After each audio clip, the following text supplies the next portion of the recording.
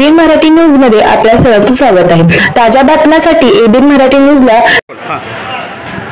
मी शिवशंकर सोमनाथ अप्पू कोल्हापूरच्या ग्रामदेवत शिवयोगी सिद्धरामेश्वरांचं वंश परंपरागत पुजारी आहे।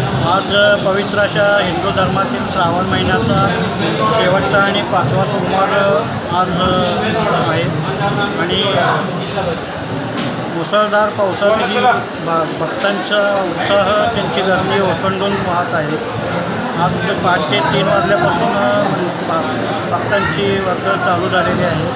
4:30 वाजता काकड आरतीने सुरुवात धार्मिक विधींना सुरुवात होते। त्यानंतर 5 वाजता योग समाधीला रुद्राभिषेक होतो। पुन्हा 7:30 वाजता योग समाधीस रुद्राभिषेक, ओम नमः शिवाय महामंत्र व सामूहिक आरती संपन्न होते। त्यानंतर 9 वाजता गर्भमंदिरामध्ये रुद्राभिषेक व महाआरती संपन्न होते।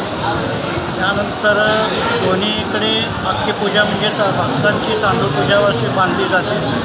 पुन्हा रात्री 8 वाजता योग समाधीस रुद्राभिषेक, महामंत्र आणि महाआरती संपन्न होते।